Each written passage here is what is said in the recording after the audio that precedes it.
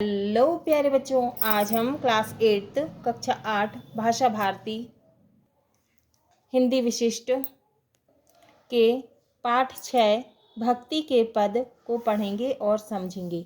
आइए सीखें। प्रभु के प्रति अनन्य प्रेम माने भगवान के प्रति, ईश्वर के प्रति बहुत प्रेम, समर्पण एवं भक्ति भावना का विकास। तत्सम शब्द और पर्यायवाची शब्द, छंद परिचय, दोहा, सोरठा की जानकारी। क्या क्या जानकारी है इसमें? तत्सम शब्द और पर्यायवाची शब्द, छंद परिचय, दोहा, सोरठा की जानकारी। अब हम पाठ परिचय पढ़ते हैं। पाठ परिचय। इस पाठ में भक्ति भावना के से भरे 4 पद हैं। मतलब इस पाठ में भक्ति भावना से भरे कितने पद हैं? 4 पद हैं। सूर के पद में प्रभु के प्रति अनन्य और अटूट प्रेम का वर्णन है। सूरदास जी के पद में भगवान के प्रति अनन्य माने बहुत और अटूट प्रेम का वर्णन है। वे तो प्रभु के समीप्य में ही सच्चा सुख पाते हैं। समीप्य माने पास, है ना। तुलसी भी ईश्वर के अनन्य आराधक हैं, माने तुलसीदास जी भी जो हैं भगवान के बहुत बड़े आराधक हैं, आराधना करते थे वो भगवान की। वे प्रभु के चरणों में ही अपना अनुराग चाहते हैं। रैदास की भक्ति में भी वही अनन्यता है। वे प्रभु के साथ एकाकार होना चाहते हैं, माने ईश्वर के साथ। मीराबाई का प्रभु प्रेम भी समर्पण भाव के लिए है। वे ईश्वर के प्रति पूर्णतः माने पूरी तरह समर्पित भाव व्यक्त करती हैं।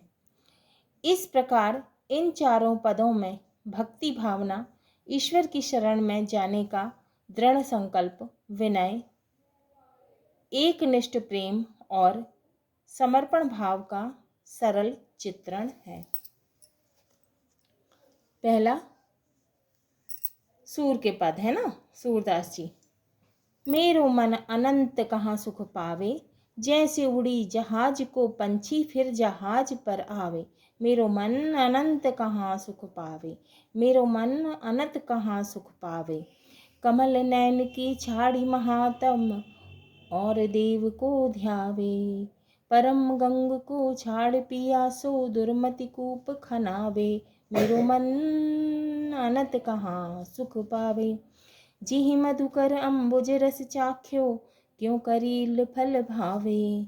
सूरदास प्रभु काम धेनु तजी, छैन कौन दुहावे। मेरो मन अनंत कहाँ सुख पावे।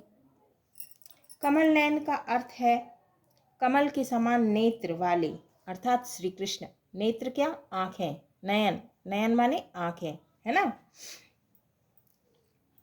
महात्म का अर्थ है महत्व। गंग का अर्थ है गंगा नदी। छाड़ी का अर्थ है छोड़कर। दुर्मति का अर्थ है मूर्ख। कूप का अर्थ है कुआं। मधुकर का अर्थ है भौरा। अम्बुज का अर्थ है कमल। चाख्यों का अर्थ है चखना। तजी का अर्थ है त्यागना और छेरी का अर्थ है बकरी, है ना। अब हम इसका अर्थ देखेंगे। महाकवि सूरदास जी भगवान श्री कृष्ण के प्रति अपने अनंत प्रेम का वर्णन करते हुए कहते हैं कि हे भगवान श्री कृष्ण, भगवान श्री कृष्ण के अतिरिक्त मेरा मन और कहीं भी सुख नहीं पा सकता।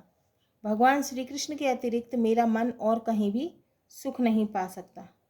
जिस प्रकार जहाज का पंछी वहां से उड़कर दूर दूर तक जल देखकर वापस जहाज पर आ जाता है, उसी प्रकार मेरा मन अन्य किसी सुख न मिलने पर भगवान श्री कृष्ण की, है ना, कमल नयन माने भगवान श्री कृष्ण की ही शरण में लौटकर आता है। ऐसा कौन होगा कि श्री कृष्ण जैसे महान देवता को छोड़कर अन्य किसी देवता का ध्यान करे, है ना। वह उस मूर्ख के समान है, वह उस मूर्ख के समान है जो कि प्यास लगने पर परम पवित्र गंगा के जल को छोड़कर कुआं खोदता है। फिर भौरे ने कमल के रस का पान कर लिया, उसे करील का फल कहाँ अच्छा लगेगा, है ना। करील का फल उसे कहाँ अच्छा लगेगा। अर्थात जिसने कृष्ण भक्ति का रस चख लिया, उसे अन्य कहीं सुख नहीं मिल सकता।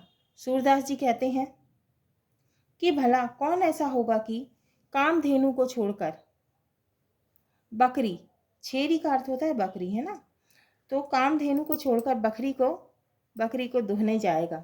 अर्थात कामधेनु रूपी श्री कृष्ण को छोड़कर और कहीं अपनी इच्छा पूर्ति करेगा। इसमें विशेष है, प्रस्तुत पद में सूरदास जी ने श्री कृष्ण की भक्ति का अद्भुत वर्णन किया है। द्वितीय पंक्ति में उपमा और तीसरी पंक्ति में अलंकार है। दूसरा पद है तुलसीदास जी का। जाऊं कहाँ तजी चरण तिहारे, काको नाम पतित पावन, जग के अति दीन प्यारे।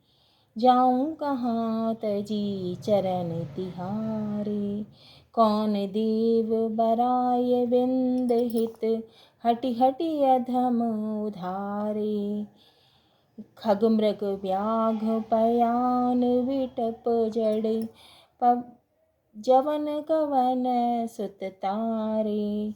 जाऊं कहाँ तजी चरण तिहारे, देव दनुज मुनि नाग मनुज सब, माया बिबस बेचारे। तिनके हाथ दास तुलसी प्रभु, कहाँ अपन पोहारे। जाऊं कहाँ तजी चरण तिहारे। पैर का अर्थ होता है, चरण का अर्थ होता है पैर, है ना, पैर माने चरण, ठीक है। चरण का क्या अर्थ होता है, पैर। तिहारे का अर्थ है तुम्हारे। काको का अर्थ है किसका। पतित पावन का अर्थ है पतित लोगों को पवित्र करने वाले। विरध का अर्थ है बड़ाई। अधम का अर्थ है नीच। पवान का अर्थ है पशान है। पशान का अर्थ है पत्थर। जड़ का अर्थ है अचेतन। कवन का अर्थ है कौन। दनुज का अर्थ है दानव राक्षस।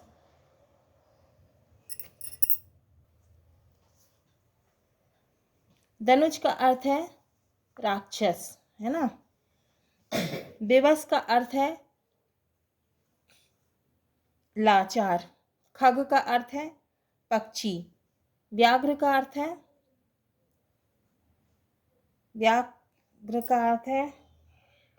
व्याध है व्याध। व्याध का अर्थ है शिकारी। अब हम इसका अर्थ देखते हैं। प्रस्तुत पद में महाकवि तुलसीदास जी भगवान श्री राम का भक्ति पूर्वक वर्णन करते हुए कहते हैं कि हे स्वामी, मैं तुम्हारे चरणों को छोड़कर कहाँ जाऊं। ऐसा कौन है जिसका नाम पतित पावन है। किसको इस संसार में दीनहीन जग इतने प्यारे हैं। किसको इस संसार के दीनहीन जन इतने प्यारे हैं। तुम्हारे सिवाय कौन है।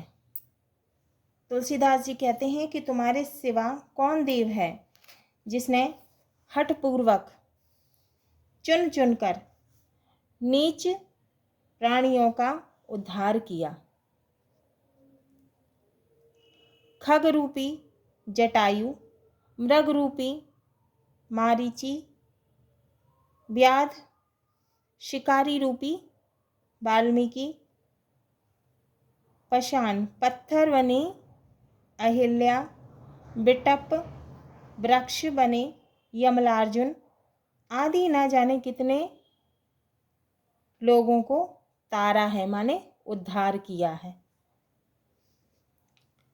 देव देवतागण, धनुज राक्षस, मुनि नाग, मनुज मनुष्य, सब कोई इस माया के वश में लाचार है। तुलसीदास जी कहते हैं कि हे प्रभु, आप अपने हाथ इस दास पर रख दीजिए, अर्थात मुझ पर अपनी कृपा बनाए रखिए और मेरा उद्धार कीजिए। प्रस्तुत पद में तुलसीदास जी ने भगवान श्री राम के प्रति विनती भाव प्रदर्शित किया है। अब तीसरा है रैदास। रैदास के पद है ना। अब कैसे छूटे नाम रट लागी, प्रभु जी तुम चंदन हम पानी। प्रभु जी तुम चंदन हम पानी, जाकी अंग अंग बास समानी। प्रभु जी तुम चंदन हम पानी। प्रभु जी तुम घनवन हम मोरा, जैसे चितवत चंद चकोरा। प्रभु जी तुम दीपक हम बाती, जाकी ज्योति बरे दिन राती। प्रभु जी तुम मोती हम धागा, जैसे सो नहीं मिलत सुहागा। प्रभु जी तुम स्वामी हम दासा, ऐसी भक्ति करे रैदासा। प्रभु जी तुम चंदन हम पानी, जाकी अंग अंग बास समाने। प्रभु जी तुम घन वन हम मोरा, जैसे चितवत चंद चकोरा। प्रभु जी तुम दीपक हम बाती, जाकी ज्योति बरे दिन राती। प्रभु जी तुम मोती हम धागा, जैसे सो नहीं मिलत सुहागा। प्रभु जी तुम स्वामी हम दासा, ऐसी भक्ति करे रैदासा। जाकी का अर्थ है जिसको, जिसकी। बास का अर्थ है सुगंध। घन का अर्थ है बादल। मोरा का अर्थ है मयूर, मोर। चितवत का अर्थ है दृष्टि, देखना, है ना। और चंद का अर्थ है चंद्रमा। और चकोर, चकोरा का अर्थ है एक प्रकार का पक्षी। बाती का अर्थ है बत्ती। बरे का अर्थ है जलने, जलते रहना। सोनही का अर्थ है सोना। मिलत का अर्थ है मिलना। इस पद में महाकवि रैदास जी कहते हैं कि हे प्रभु, मुझे आपके नाम को रटने की जो लत लग गई है, लत माने आदत लग गई है ना, वह अब कैसे छूटेगी। हे प्रभु, यदि आप चंदन हैं तो मैं पानी हूं। जिस प्रकार चंदन पानी में मिलकर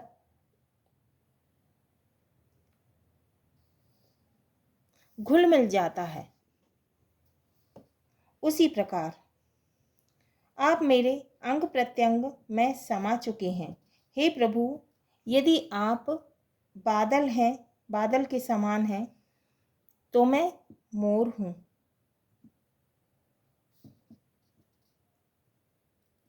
तो मैं बादल को देखकर नाचने वाले मोर के समान हूं, जैसे चितवत चंद चकोरा। जिस प्रकार चकोर की दृष्टि चंद्रमा पर टिकी रहती है, चकोर पक्षी जो है वो चंद्रमा को देखता रहता है, उसी प्रकार मेरी दृष्टि आप पर टिकी रहती है, स्थिर रहती है, मैं देखता रहता हूं आपको। हे प्रभु, यदि आप दीपक हैं, हे प्रभु, यदि आप दीपक हैं तो मैं बाती हूं, बत्ती हूं, जो कि दिन रात चलता रहता है। हे प्रभु, यदि आप मोती हैं तो मैं धागा हूं, जिसमें मोती पिरोया जाता है। जिस प्रकार सोने में सुहागा मिल जाता है, उसी प्रकार मैं आप में मिल गया हूँ। हे प्रभु, आप मेरे स्वामी हैं और मैं आपका दास माने सेवक हूँ। और यह रैदास आपकी भक्ति में ओतप्रोत हो गया है।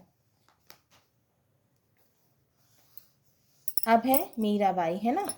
पायो जी मैंने राम रतन धन पायो, वस्तु अमोल की दीन मेरे सत्य गुरी गिर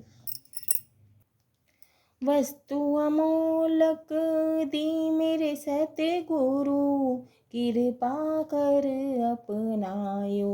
पायो जी मैंने राम रतन धन पायो, जन्म जन्म की पूंजी पाई, जन्म जन्म की पूंजी पाई, जग में सभी खोबायो। पायो जी मैंने राम रतन धन पायो, खर्चे नहीं कोई चोर न लेवे, खर्चे नहीं कोई चोर न लेवे, दिन दिन बढ़त सवायो। पायो जी मैंने राम रतन धन पायो, सत्य की नाव खेवटिया सतगुरु, सत्य की नाव खेवटिया सतगुरु, भवसागर तर आयो। पायो जी मैंने राम रतन धन पायो, मीरा के प्रभु गिरधर नागर, मीरा के प्रभु गिरधर नागर, हरख हरख जस गायो।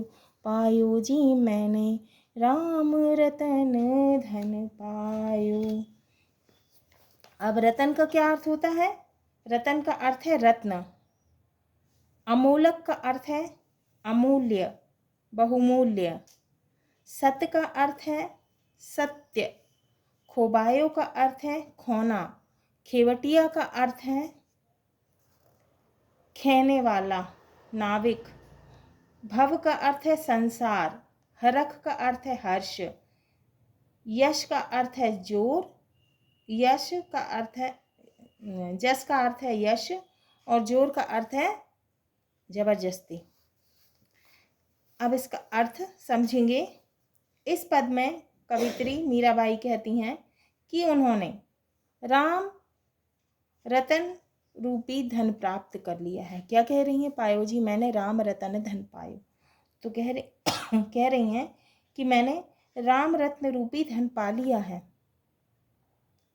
अर्थात मैंने किसको पा लिया है? भगवान श्री कृष्ण को।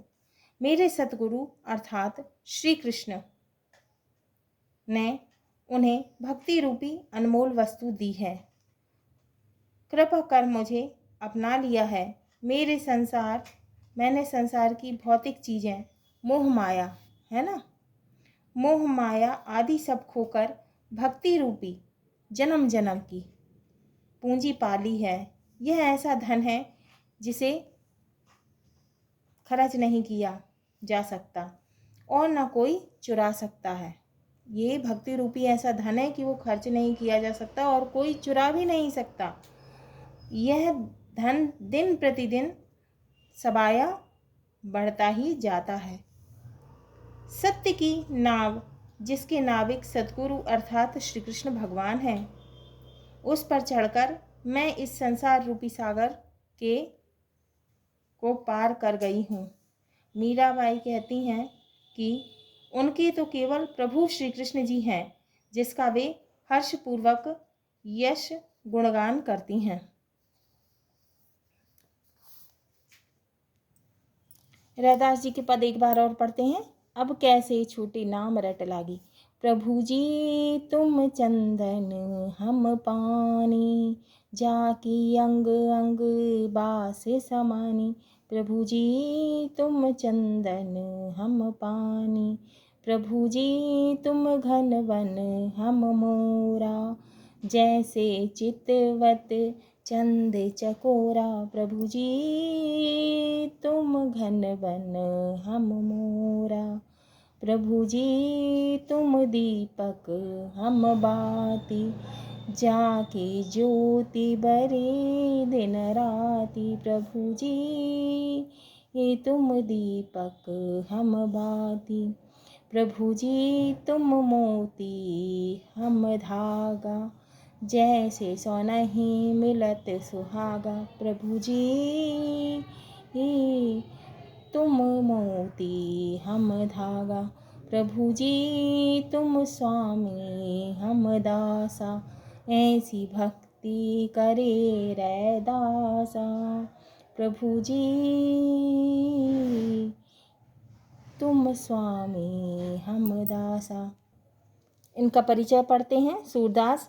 कृष्ण भक्त सूरदास जी का जन्म मथुरा आगरा सड़क के किनारे बसे रुनकता गांव में सन 1478 ईस्वी में हुआ था। ये जन्मांध थे, मतलब जन्म से अंधे थे। संगीत प्रतिभा जन्म से ही थी। गरु घाट पर रहकर ईश्वर भजन करते थे। यहाँ से महाप्रभु वल्लभाचार्य की प्रेरणा पाकर रंगनाथ जी के मंदिर में आ गए और श्री कृष्ण की लीलाओं का गान पदों के माध्यम से करने लगे। सूर सागर ग्रंथ श्री कृष्ण की लीला का असीम सागर है। असंख्य लहरें अपने में सजोई हैं। सन 1582 में इनका निधन हो गया। 104 वर्ष का यशस्वी जीवन इन्होंने पाया। अब हैं तुलसीदास जी। राम भक्ति शाखा के प्रमुख कवि। राम भक्ति करते थे, है ना, राम भगवान की भक्ति करते थे। प्रमुख कवि तुलसी का जन्म सन 1532 में बांदा जिले के राजापुर गांव में हुआ था। इनके पिता का नाम आत्माराम और माता का नाम हुलसी था। इनके गुरु नरहरिदास थे। गुरु की कृपा से इन्हें भक्ति मार्ग मिला। आपने राम भक्ति में लीन रहकर रामचरितमानस की रचना की तथा अन्य कई ग्रंथ लिखे। सन 1623 में 91 वर्ष की उम्र में इनका निधन हो गया। रैदास। संत रैदास का जन्म सन 1388 में वाराणसी उत्तर प्रदेश में हुआ। सन 1518 में इनका निधन हुआ। 130 वर्ष की सुदीर्घ आयु इन्हें मिली। रैदास अपने समय के प्रसिद्ध महात्मा थे। साधना और अनुभव के आधार पर इन्होंने ज्ञान प्राप्त किया। ये भक्ति के लिए वैराग्य को अनिवार्य मानते थे। इनकी दृष्टि में परम तत्व सत्य है जो अनिर्वचनीय और व्याख्या से परे है। मीराबाई। मीरा का जन्म सन 1498 में राजस्थान के चौकड़ी मेड़ता जोधपुर में हुआ था। मीरा पर अपने पितामह दूधा जी का प्रभाव था। वे वैष्णव भक्त थीं, माने कृष्ण भगवान की भक्त थीं। मीरा का विवाह उदयपुर के राणा सांगा के पुत्र भोजराज के साथ हुआ, किंतु असमय ही उनका निधन हो गया। मीरा ने अपना मन संसार के माया मोह से हटा लिया और वे श्री कृष्ण के रंग में रंग गईं। सन 1546 में मीरा का निधन हो गया। टिप्पणी। विटप। श्राप के कारण यमलार्जुन वृक्ष बन गए थे। द्वापर में श्री कृष्ण ने उनका उद्धार किया था। व्याध। वाल्मीकि जो पहले डाकू थे, राम शब्द का उल्टा जप करके जिनके जीवन का कल्याण हुआ। खग। जटायु पक्षी सीता हरण के समय सीता को बचाने के लिए रावण से संघर्ष करते हुए घायल हो गया था। राम ने उसका उद्धार किया। मृग मारीच रावण का संबंधी था, जो रावण की सहायता से के लिए कपट मृग स्वर्ण मृग बना था, जिसका राम के द्वारा उद्धार किया गया। पाषाण अहिल्या गौतम ऋषि की पत्नी थी, जो श्राप के कारण पत्थर की शिला बन गई थी। भगवान राम के चरणों के प्रताप से उनका उद्धार हुआ। हाँ तो प्यारे बच्चों, ये हमारा पाठ 6 भक्ति के पद